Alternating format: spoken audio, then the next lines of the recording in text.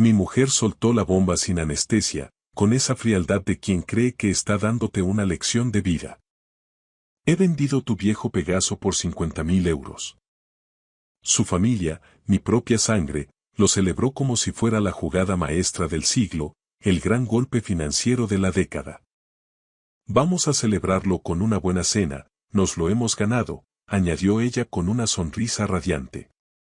Yo me quedé callado, de piedra, sintiendo como el suelo desaparecía bajo mis pies.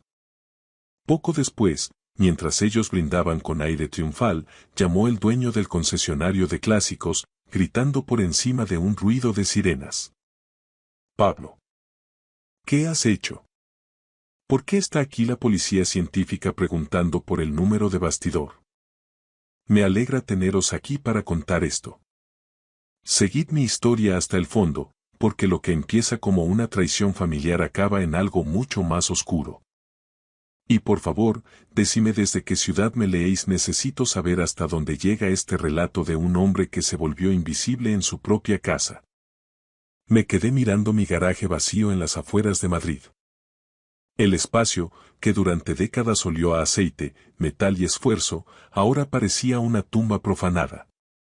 Solo quedaba una mancha de aceite en el suelo de hormigón, una marca oscura y persistente, la única prueba de que mi Pegaso Z-102 de 1953, la joya de la ingeniería española, había existido alguna vez bajo este techo.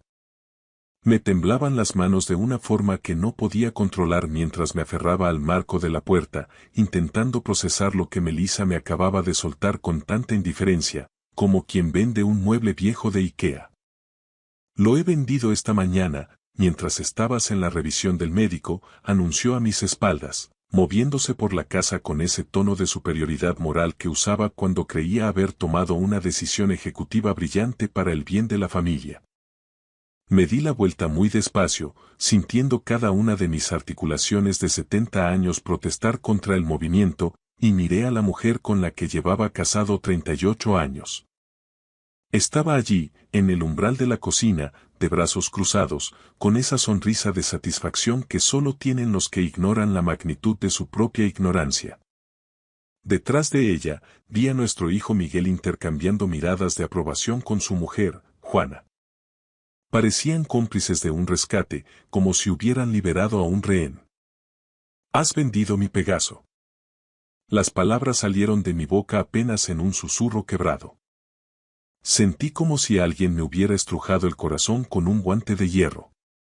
«Oh, Pablo, no empieces con el drama», Melissa agitó la mano restándole importancia, como si espantara una mosca. Solo estaba ahí cogiendo polvo y ocupando un sitio que necesito para el equipo de jardín. ¿Cuándo fue la última vez que lo sacaste? ¿Hace un año? 2. Ese coche era un anacronismo. Miguel dio un paso adelante y me puso la mano en el hombro con ese aire paternalista y condescendiente que me ponía los pelos de punta. Me trataba como a un niño que no sabe gestionar su paga. Papá, mamá te ha hecho un favor inmenso. Tienes 70 años, ya no estás para pelearte con una dirección mecánica y un cambio de marchas que parece un rompecabezas. No necesitas andar por ahí con un trasto viejo que traga gasolina como un transatlántico y que no tiene ni dirección asistida. Piensa solo en lo que te vas a ahorrar en el seguro de clásico y en los recambios que traías de contrabando casi.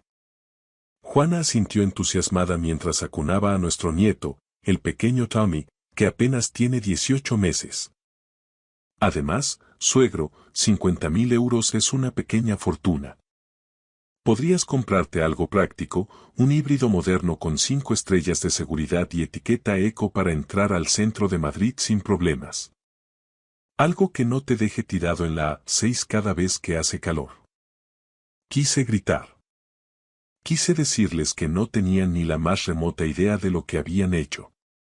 Que ese coche no era un trasto, sino un milagro de Wilfredo Ricard, una pieza de la historia de España que superó a Ferrari en su época. Quise decirles que ese motor V8 era el latido de mi propia juventud. Pero cuando abrí la boca, la rabia y el dolor se convirtieron en un nudo seco. Las palabras se me atascaron en la garganta, como siempre que intentaba explicar algo que requiriera un mínimo de sensibilidad a esta familia. Vamos a ir a cenar al asador nuevo del centro para celebrarlo, continuó Melissa, gastando ya mentalmente un dinero que, para ella, era un premio a su gestión y, para mí, era el precio de un sacrilegio. Estaba pensando en ese sitio donde ponen los chuletones a 70 euros. Nos merecemos un capricho tras tomar una decisión financiera tan inteligente y saneada. Decisión financiera inteligente. Cerré los ojos y me apoyé en la pared fría del garaje. Si ellos supieran. Si tan solo alguno se hubiera molestado en escuchar cuando intentaba hablarles de la distribución de las válvulas, de la carrocería superleggera de Turing, de las cosas que daban sentido a mis domingos. Papá, ¿estás bien? La voz de Miguel parecía venir de otra habitación o de otro planeta. Te has quedado pálido de repente. Asentí mecánicamente, sin confiar en mi voz. ¿Cómo explicarles que acababan de vender un pedazo de mi alma por el precio de un utilitario alemán de gama media? ¿Cómo hacerles entender que el Pegaso no era solo un coche, sino el último vínculo tangible, el último susurro que me quedaba de mi padre, que fue mecánico en la propia fábrica de Enasa? Lo peor, lo que realmente me quemaba por dentro, era lo orgullosos que se sentían. Melissa ya estaba con el móvil, reservando la mesa en el restaurante. Juana le decía al bebé que el abuelo le iba a comprar el parque de juegos más grande del mundo con el dinero del coche viejo. Miguel asentía con suficiencia, como si hubiera supervisado personalmente una transacción comercial magistral para proteger el patrimonio familiar. Ninguno me preguntó qué opinaba. Ninguno consideró que, tal vez, deberían haber consultado al dueño legítimo antes de deshacerse de su propiedad. Para ellos, yo solo era un viejo confundido, un mueble más que necesitaba ser optimizado. Entré en la casa y me hundí en mi sillón orejero, el mismo al que me habían relegado los últimos años, mientras mi familia empezaba a repartirse mi vida como si yo ya fuera un fantasma que solo molesta al pasar. Pero el teléfono estaba a punto de sonar, y la decisión inteligente de Melissa estaba a punto de convertirse en su peor pesadilla legal. Melissa trajinaba por la cocina hablando de aperitivos, de vinos de la Ribera del Duero y de reservas, mientras Miguel y Juana discutían con total naturalidad cómo debía invertir yo el dinero de la venta. Un depósito a plazo fijo sería lo más prudente ahora mismo, decía Juana con ese tono de sabelotodo financiera. A su edad, el suegro no puede permitirse el lujo de andar jugando con riesgos en la bolsa. O quizás deberíamos asesorarle para abrir una cuenta de ahorro de alta rentabilidad, añadió mi hijo Miguel, sin siquiera mirarme. Que tenga liquidez inmediata por si surge cualquier imprevisto con sus gastos médicos o de dependencia. Hablaban de mí como si no estuviera a 3 metros de distancia, sentado en mi sillón. Me trataban como si ya fuera un difunto y ellos estuvieran repartiéndose la herencia en el tanatorio. El dinero de mi coche, del Pegaso que mi padre me confió, se había convertido de repente en un botín de guerra que ellos se sentían con el derecho de gestionar por mi propio bien. Cerré los ojos y recordé el día que mi padre me entregó las llaves de aquel Z-102. Yo tenía apenas 22 años, acababa de terminar ingeniería y estaba a punto de empezar mi primer trabajo serio en la capital. Mi padre lo había adquirido en 1953, un coche de una ingeniería tan avanzada que dejaba a los Ferrari de la época en evidencia. Era de un color plata metalizado impecable, con una tapicería de cuero rojo que olía a éxito y a libertad. Lo había mimado y mantenido él mismo durante años antes de pasármelo a mí. Cuídalo, Pablo, me dijo entonces, pasando su mano curtida por el trabajo en el taller sobre el capó de aluminio. Este coche tiene carácter y alma española, no es como esos trozos de plástico y electrónica que empezarán a fabricar pronto. Conducía ese Pegaso a mi primer empleo, fue el coche en el que llegué el día de mi boda, y el que aparqué en la puerta del hospital cuando nació cada uno de mis hijos.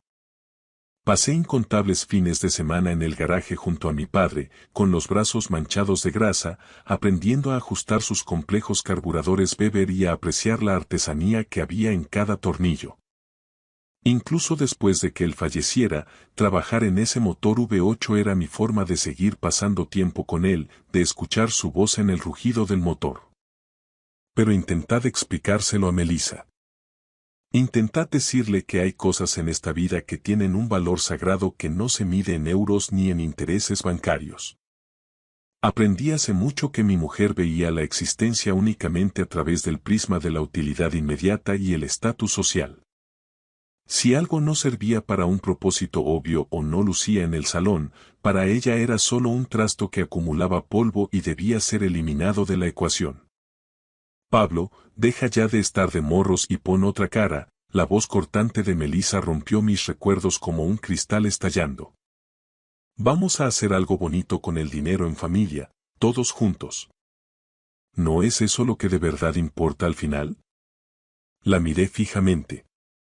Esta mujer había compartido mi cama durante casi 4 décadas y, sin embargo, en ese momento comprendí que nunca me había conocido de verdad. Deberías haberme preguntado antes de hacer nada, dije por fin. Ella soltó una carcajada seca. Se rió de verdad, como si acabara de decir una sandez. ¿Preguntarte, cariño? Los dos sabemos que habrías dicho que no, como siempre. Me habrías dado 100 razones sentimentales por las que ese viejo coche debía quedarse en el garaje para siempre, ocupando un espacio que podríamos usar para poner un gimnasio o algo útil. Era útil para mí. Estar ahí cubierto por su lona era útil para mi paz mental, repliqué con amargura. Juana intervino entonces con ese tono condescendiente.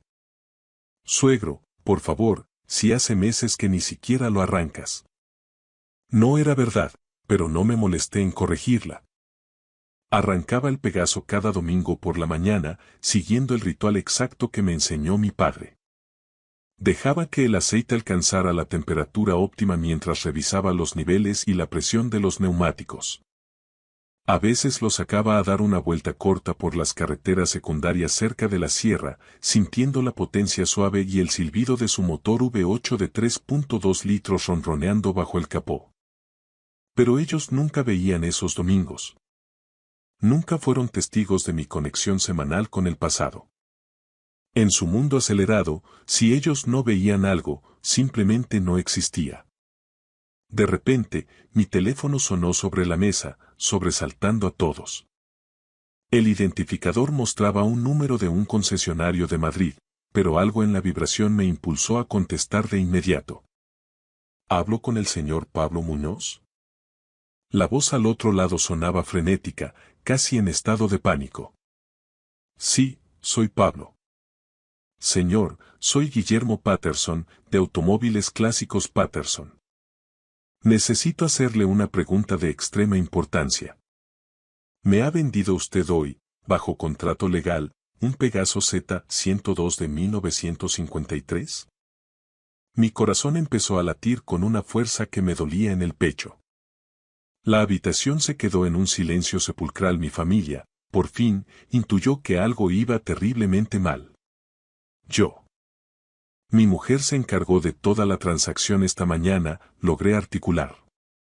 Señor Muñoz, escúcheme con mucha atención. La Policía Nacional está aquí mismo, en mi oficina. Están haciendo preguntas muy serias sobre este vehículo y necesito saberlo ahora mismo. ¿Está usted absolutamente seguro de que autorizó y firmó esta venta? El teléfono se me resbaló de los dedos temblorosos y golpeó el suelo de madera con un sonido sordo. La cara de Melissa pasó del triunfo al blanco más absoluto, como la nieve. Miguel y Juana me miraban con los ojos muy abiertos, completamente confundidos. Desde el suelo, aún se oía la voz de Guillermo Patterson, cada vez más urgente y metálica. ¿Señor Muñoz? ¿Sigue ahí? Señor, ¿por qué la policía me está preguntando si el vehículo es robado? El silencio en el salón era sepulcral después de que colgara a Guillermo Patterson. Melissa seguía congelada en la puerta de la cocina, con el trapo de cocina aún en la mano. Miguel y Juana se intercambiaban miradas de creciente preocupación mientras el pequeño Tommy balbuceaba en su trona, ajeno por completo al terremoto que acababa de sacudir los cimientos de nuestra casa. ¿A qué se refiere con eso de vehículo robado? La voz de Melissa se quebró, perdiendo de golpe toda la altanería y la confianza de la que presumía hacía apenas 10 minutos. Recogí el teléfono del suelo y lo puse con una delicadeza casi ceremonial sobre la mesita de café. Mis manos, sorprendentemente, estaban más firmes ahora que en los últimos 10 años. Escuchar el pánico genuino en la voz de Guillermo, un hombre curtido en 1000 subastas, había despertado algo en mi interior que llevaba demasiado tiempo anestesiado por la rutina y el desprecio de los míos. Pablo, por favor, respóndeme. Melissa se acercó un par de pasos, alternando la mirada entre el móvil y mis ojos. ¿Qué está pasando realmente? ¿Por qué habla de la policía? La miré fijamente, permitiéndome un segundo para observar a esa mujer que acababa de vender décadas de mi historia personal sin pestañear. ¿Cómo le explicas a alguien que siempre ha medido el éxito por el brillo de las joyas nuevas que algunas posesiones cargan con el peso de vidas enteras, de fracasos patrióticos y de genialidades incomprendidas? Ese coche, dije con una voz baja, pero que llenó cada rincón de la estancia, no era un Pegaso Z102 cualquiera, si es que acaso existe un Pegaso que sea cualquiera. ¿A qué te refieres con eso, papá? Preguntó Miguel, removiéndose incómodo en su silla, quizá intuyendo que su decisión financiera inteligente empezaba a desmoronarse. Cerré los ojos y me dejé transportar a un sábado de otoño de 1992, 13 años después de que mi padre me legara el vehículo. Yo tenía entonces 45 años y todavía conservaba la agilidad necesaria para pasarme horas bajo el chasis sin que la columna protestara. Por aquel entonces, todavía creía ingenuamente que si les enseñaba el alma de las máquinas, ellos entenderían la mía. Había estado en el garaje aquella mañana, ajustando la compleja sincronización de los carburadores Weber de doble cuerpo, cuando al retirar el panel interior de la guantera para limpiar un conducto de aire, encontré un sobre de cuero oculto en un doble fondo. Tenía mi nombre escrito con la caligrafía angulosa y firme de mi padre. Para Pablo, cuando estés listo para entender el peso de lo que conduces. Dentro había documentos que nunca habían visto la luz. Planos originales de la fábrica de Enasa en Barcelona, copias de correspondencia personal con ingenieros italianos y, lo más importante, un certificado de autenticidad que me hizo perder el aliento. El coche de mi padre no era un Z102 de serie. Era uno de los escasísimos ejemplares, apenas 3 en el mundo, que se montaron con el motor experimental de 3.2 litros con compresor, diseñado específicamente para competir en las 24 horas de Le Mans antes de que el proyecto fuera cancelado por falta de presupuesto del régimen. Era, técnicamente, un prototipo de carreras disfrazado de turismo de lujo. Mi padre guardó el secreto hasta su tumba, dejando que yo lo descubriera cuando fuera lo suficientemente maduro para no dejarme deslumbrar por el brillo del metal, sino por el valor de la ingeniería. Papá, la voz de Miguel me trajo de vuelta al salón. Nos estás asustando con ese silencio. ¿Qué tiene de especial ese coche para que la policía se meta por medio? Miré a mi hijo, este hombre de 42 años que nunca había mostrado el menor interés por mancharse las manos de grasa ni por entender por qué su abuelo pasaba las noches en vela diseñando piezas de repuesto. ¿Cuántas veces intenté llevarle al garaje? ¿Cuántos domingos le pedí que me ayudara solo para que él me respondiera que tenía cosas más productivas que hacer con su tiempo? Vuestro abuelo, empecé, con una voz que ganaba autoridad a cada palabra, era mucho más que un simple jefe de taller. En su época, era lo que los ingenieros de la época llamaban un ajustador de precisión. Enasa le consultaba directamente para los ajustes finales de los motores de alta competición. Juana soltó un bufido incrédulo. Suegro, el abuelo tenía un taller en un barrio de Madrid. Usted mismo nos contó 1000 veces que arreglaba camiones y furgonetas. Lo hacía para sobrevivir, pero era uno de los 3 mejores especialistas en Pegaso de toda Europa. Wilfredo Ricard, el director de la fábrica, Lo llamó personalmente para trabajar en los motores de los prototipos que debían batir a los Jaguar y los Ferrari. Melissa entrecerró los ojos, buscando una grieta en mi relato. Nunca habías mencionado que ese trasto fuera una pieza de museo única. Intenté decíroslo 100 veces. Durante años intenté explicaros qué significaba ese motor, la historia de cómo se salvó de ser desguazado por orden ministerial. Pero cada vez que empezaba a hablar, Miguel miraba el reloj, tú te ponías a hablar por teléfono o me decíais que ya estaba el abuelo otra vez con sus batallitas del siglo pasado. La habitación se sumió en un silencio tenso. Vi la duda en sus rostros, la sospecha de que quizás el viejo loco no estaba tan loco y que su codicia les había cegado. El motor de ese Pegaso, continué, disfrutando del impacto de mis palabras, no es el 2.8 estándar. Es el motor con sobrealimentación Bosch, una joya mecánica que produce una potencia que ningún otro coche nacional podía soñar en los años 50. Solo se conservan dos iguales en todo el planeta. ¿Y cómo puedes estar tan seguro de su valor real? Preguntó Miguel, tratando de mantener un escepticismo que ya le temblaba en la voz. Sonreí con una amargura que le heló la sangre. Porque he pasado los últimos 30 años en contacto secreto con el registro de vehículos históricos. Porque hace 5 años, un coleccionista suizo me ofreció 600.000 euros netos por él y le colgué el teléfono sin pestañear. La cifra cayó en la sala como un golpe de mazo sobre un yunque. Melissa retrocedió hasta chocar con la encimera, agarrándose a ella para no caer. 600.000. Susurró, con la voz rota. El último ejemplar similar que salió a subasta en Cabo Beach superó el 1.000.000 de euros. Me levanté despacio, con mis huesos crujiendo como la madera de un barco viejo, y caminé hacia la puerta del garaje, dándoles la espalda. Pero nunca se trató del dinero, Melissa. Nunca. Se trataba de que habéis vendido, por el precio de una reforma de cocina, la única cosa que me hacía sentir que mi padre todavía caminaba a mi lado. Y ahora, la policía os va a explicar por qué no se puede vender un bien de interés cultural sin la firma del dueño. Abrí la pesada puerta de madera y entré en el garaje vacío, respirando el aroma persistente a aceite de motor, cuero antiguo y recuerdos que se negaban a evaporarse. Detrás de mí, oía a mi familia seguirme sus pasos sobre el hormigón, antes decididos y arrogantes, ahora sonaban vacilantes, casi temerosos.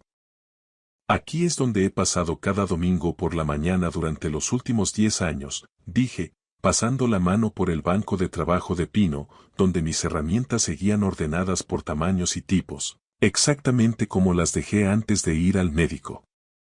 No estaba aquí porque no tuviera nada mejor que hacer, sino porque quería. Porque mantener ese motor era como mantener vivo el latido de mi padre. Abrí un cajón del banco y extraje una carpeta de cuero grueso, con los bordes desgastados por el roce de los años. Dentro reposaba el tesoro que ellos nunca quisieron ver. Fotografías en blanco y negro, planos técnicos con el sello de ENASA, correspondencia con coleccionistas de la Mille Miglia y registros detallados de mantenimiento que se remontaban a hace más de medio siglo. Él lo guardaba todo, dije, extendiendo sobre la mesa fotos de mi padre trabajando en el vano motor del Pegaso junto a hombres con batas blancas de ingeniería. Cada cambio de bujías, cada ajuste de la suspensión de Dion, cada modificación en los carburadores. Lo documentó todo porque sabía que, en un mundo que pronto se llenaría de coches desechables, este objeto acabaría importando. Juana cogió una de las fotos, entornando los ojos para leer la anotación al pie. Barcelona, Factoría de la Sagrera, mayo de 1953. Este es de verdad el abuelo. Susurró, sorprendida al ver la estampa gallarda de un hombre al que solo recordaba como un anciano silencioso. Es él, trabajando codo con el equipo de Wilfredo Ricard en los últimos ajustes de la inyección antes de una prueba de velocidad, señalé a la versión joven de mi padre, con las mangas de la camisa remangadas y una expresión de concentración absoluta. Estaba inmensamente orgulloso de aquel trabajo, pero nunca presumía de ello delante de quienes no sabían apreciar el esfuerzo. No era esa clase de hombre. Melissa hojeaba frenéticamente la documentación, palideciendo con cada página que pasaba, con cada sello oficial que confirmaba que lo que ella había vendido como chatarra vieja era en realidad un bien de interés histórico. Pablo. ¿Por qué nunca me enseñaste estos papeles? ¿Por qué nunca me dijiste que esto valía tanto? Preguntó con la voz temblorosa. Me di la vuelta para encararla, sintiendo una claridad mental que no recordaba haber tenido en décadas. Y por primera vez en años, no suavicé mis palabras para evitarle el disgusto. ¿Por qué nunca preguntaste, Melissa? Porque cada vez que intentaba hablar del Pegaso o de la ingeniería, dejabas claro con un suspiro o un gesto de desprecio que te parecía una pérdida de tiempo soberana. Porque tratabas mis pasiones como si fueran aficiones infantiles que solo servían para ensuciar el garaje. La verdad flotó en el aire denso del garaje como el humo de un incendio que llevaba latente 40 años. Vi el momento exacto en que Melissa se dio cuenta de la magnitud del desastre, el momento en que su codicia y su ignorancia chocaron frontalmente contra la realidad. Pero si solo es un coche, dijo débilmente, tratando de aferrarse a su última pizca de lógica, aunque ya no tenía convicción. No, dije con una firmeza que la hizo retroceder. Es historia de este país. Es artesanía pura. Es lo último en lo que mi padre y yo trabajamos juntos antes de que el cáncer le impidiera bajar estas escaleras. Es todo lo que nunca te molestaste en entender sobre el hombre con el que te casaste. Mi teléfono volvió a vibrar sobre el banco de trabajo. Era Guillermo Patterson. Esta vez su voz no era frenética, sino gélida y urgente, el tono de un hombre que sabe que tiene un problema legal entre manos. Señor Muñoz, necesito que se presente en el concesionario de inmediato. La Policía Nacional está aquí y quieren hablar con usted sobre la documentación de propiedad y la transmisión del vehículo. Hay irregularidades muy graves que deben discutir antes de que el coche salga de mis instalaciones. Miré a Melissa, cuya cara había pasado del pálido al gris ceniza de los motores gripados. ¿Qué clase de irregularidades, Guillermo? Pregunté, aunque ya sospechaba la respuesta. Señor, ¿firmó usted personalmente el contrato de compraventa y la transferencia del título en tráfico? Porque la inspectora Santos dice que la firma que aparece en estos papeles no coincide en absoluto con la de su DNI. Y eso, señor Muñoz, es un delito de falsedad documental. El teléfono se me resbaló de los dedos otra vez, pero esta vez no intenté cogerlo, dejé que golpeara el hormigón. Detrás de mí, oí a Melissa contener el aliento con un sonido agónico. Era el sonido de alguien que acababa de comprender que su brillante plan para sanear las cuentas familiares había cruzado una línea roja del Código Penal. Por primera vez en 38 años de matrimonio, vi a mi mujer con una nitidez aterradora. Y lo que vi fue a una extraña que había estado gestionando mi vida como si yo fuera un incapacitado, tomando decisiones unilaterales y tratándome como un obstáculo a optimizar en lugar de como un compañero al que respetar. La policía estaba al caer, y el mundo que Melissa había construido a base de desprecios estaba a punto de saltar por los aires. El trayecto hasta Automóviles Clásicos Patterson fue el más largo y pesado de mi vida. Melissa iba rígida en el asiento del copiloto, con las manos apretadas sobre el regazo hasta que los nudillos se le pusieron blancos como el mármol. No había pronunciado ni una sola palabra desde que salimos de casa, pero casi podía oír los engranajes de su mente trabajando a 1000 por hora, intentando desesperadamente buscar una salida elegante al laberinto legal que ella misma había construido con su soberbia. Miguel insistió en seguirnos con su coche, trayendo a Juana y al bebé. Les dije que no era necesario, pero mi hijo había desarrollado esa irritante costumbre de tratarme como si fuera un anciano incapaz de cruzar la calle sin ayuda. Hoy, por primera vez en años, agradecí su intromisión. Tenía el presentimiento de que iba a necesitar testigos de calidad para lo que estaba a punto de ocurrir. El concesionario de Patterson estaba en un polígono a las afueras de Madrid, un recinto imponente lleno de clásicos europeos que brillaban bajo el sol de la tarde. Había pasado por delante 1000 veces, frenando para admirar los Jaguar y los Aston Martin, pero nunca tuve un motivo real para entrar. Guillermo Patterson tenía fama de ser un purista que solo trataba con piezas de concurso, de esas por las que los coleccionistas se baten en duelo en las subastas de retromóvil. En cuanto entramos en el parking, vi mi Pegaso. Estaba apartado de los demás vehículos, rodeado por 2 coches patrulla de la Policía Nacional y un pequeño grupo de personas vestidas de paisano. Incluso bajo esa luz de interrogatorio, se veía magnífico. Su carrocería plateada reflejaba la luz como si fuera mercurio líquido y los detalles cromados centelleaban con una dignidad que hacía que el resto de coches modernos parecieran electrodomésticos desechables. Por un momento, el corazón se me llenó de un orgullo ciego al ver lo hermosa que seguía la joya de mi padre después de 7 décadas. Luego, la tensión en los rostros de los agentes me devolvió a la cruda realidad. Guillermo Patterson se acercó a nuestro coche antes incluso de que termináramos de aparcar. Era un hombre alto, de unos 60 años, con el porte de un aristócrata y ojos cargados de ansiedad tras unas gafas de montura de oro. Su habitual aplomo de marchante de arte mecánico había desaparecido, sustituido por un pánico profesional apenas contenido. «Señor Muñoz», dijo en cuanto bajé. «Gracias por venir. Me temo que estamos ante una situación de extrema gravedad administrativa y penal». La inspectora María Santos se presentó con un apretón de mano seco y una mirada tan analítica que sentí que estaba escaneando cada mentira que se hubiera dicho en mi casa en los últimos 40 años. Era una mujer de unos 45 años, con rasgos afilados y una intensidad que sugería que no perdía el tiempo con cortesías innecesarias. «Señor Muñoz, necesito que sea absolutamente sincero conmigo. Es vital para el atestado», dijo la inspectora. «¿Autorizó usted personalmente a su esposa para formalizar la venta de este vehículo?» Miré a Melissa, que se escondía detrás de mi hombro intentando volverse invisible. «No», respondí con firmeza. «No lo hice».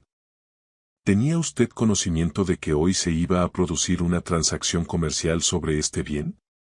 Ninguno. Me enteré cuando el coche ya no estaba en mi garaje. La inspectora Santos asintió mientras anotaba en su libreta digital. «Señor Patterson, explique al señor Muñoz que saltó en el sistema cuando intentó tramitar el cambio de titularidad en la jefatura de tráfico».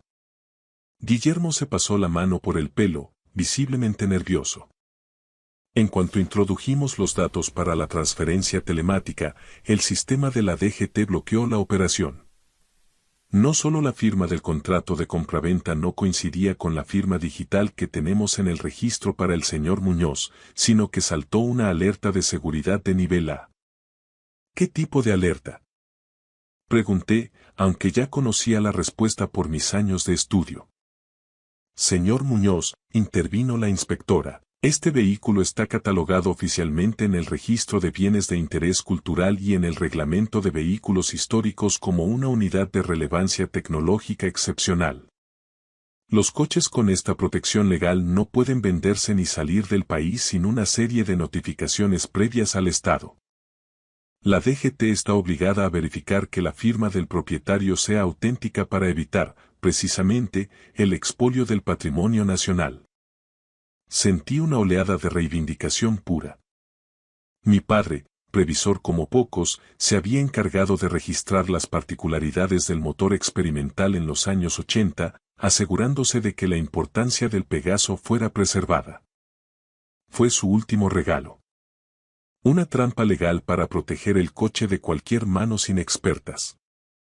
Además, continuó la inspectora Santos con voz gélida, nuestra base de datos muestra que este bastidor ha sido objeto de seguimiento por parte de museos internacionales.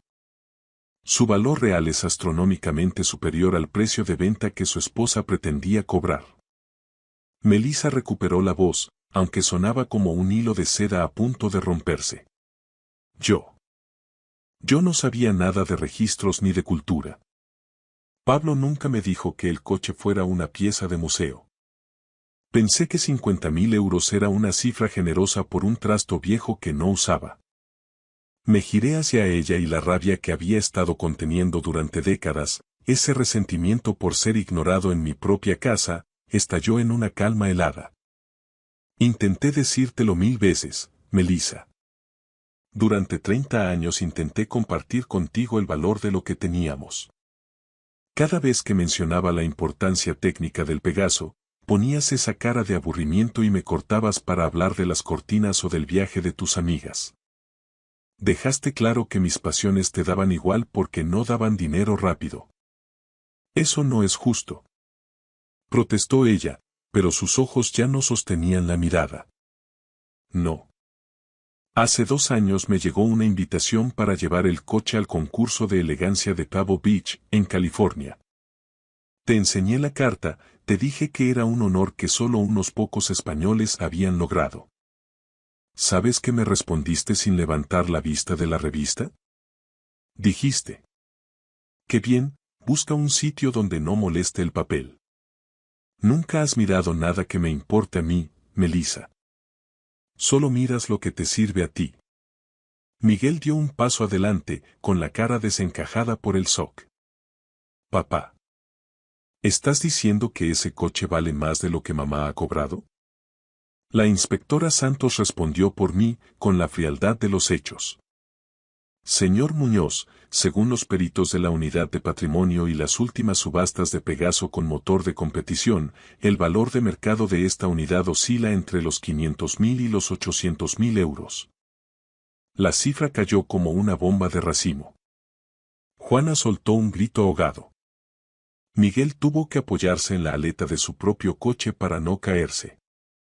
Melissa parecía haber envejecido 10 años en 10 segundos. Se quedó pálida, con la boca abierta, viendo cómo se esfumaba su imagen de gestora brillante. Casi 1.000.000 de euros. Susurró Miguel, mirando el Pegaso como si fuera un altar sagrado. Y en el estado de conservación mecánica en el que lo tiene su padre, podría subir más, añadió Guillermo Patterson. Es una negligencia profesional haber intentado vender esto por 50.000 euros. Señora Muñoz, dijo la inspectora Santos, retomando su tono profesional y autoritario, tengo que interrogarla formalmente. ¿Cómo obtuvo la documentación original para entregarla al concesionario? Melissa empezó a temblar de forma incontrolable. Yo. Los papeles estaban en el despacho de Pablo. Sabía dónde guardaba la llave del cajón. Simplemente los cogí pensando que estaba haciendo lo correcto para la familia. ¿Y la firma en el contrato de compraventa y en el impreso de transferencia de la DGT? ¿Falsificó usted la firma de su marido para saltarse su consentimiento? Yo creía que... La voz de Melissa se apagó. No había excusa posible en el Código Penal para lo que había hecho. Señora, necesito una respuesta clara para el acta. ¿Firmó usted con el nombre de su esposo sin su autorización expresa? Melissa miró a su alrededor, desesperada. Buscó a Miguel, pero su hijo estaba demasiado ocupado asimilando la fortuna que su madre casi había regalado por ignorancia. Finalmente, sus ojos aterrizaron en mí. Estaban suplicantes, aterrados, pidiéndome que hiciera lo que había hecho durante 38 años. Salvarla de sus propios errores, poner el parche, mentir para mantener la paz familiar. Pero esta vez, algo se había roto definitivamente bajo el capó de nuestro matrimonio. Sí, susurró Melissa finalmente, bajando la cabeza. Firmé yo. La inspectora Santos cerró su libreta con un clic seco y definitivo. Señora Muñoz, queda usted informada de que sus actos pueden constituir un delito de falsedad en documento mercantil y una apropiación indebida. Debe acompañarme a la comisaría de forma inmediata para prestar declaración. Mientras veía cómo los agentes escoltaban a mi mujer hacia el coche patrulla bajo la luz del atardecer, sentí una extraña paz, una satisfacción amarga que no había experimentado en mi vida adulta. Durante décadas me habían tratado como a un secundario en mi propia historia, como a un viejo que estorbaba con sus cacharros. Ahora, la verdad brillaba tanto como el aluminio del Pegaso. Guillermo Patterson se me acercó con respeto, casi con reverencia. Señor Muñoz, la venta queda anulada ipso facto por fraude. Su coche se queda aquí, bajo custodia policial y mi responsabilidad personal, hasta que el juez dicte el archivo del caso. Pero quédese tranquilo. Está a salvo. Asentí, mirando mi Pegaso Z102 una última vez antes de irme. Mañana volvería a mi garaje, donde pertenecía. Pero lo más importante es que yo había recuperado algo que mi familia me había arrebatado hacía mucho tiempo. Mi identidad. El problema es que, después de verles las caras hoy, ya no estaba seguro de si quería que ellos siguieran formando parte de ella. Gracias por escuchar mi historia hasta el final. Si resonó contigo, dale like, escribe en los comentarios qué fue lo que más te tocó y no olvides decir de dónde eres. Suscríbete al canal, vienen muchas más historias.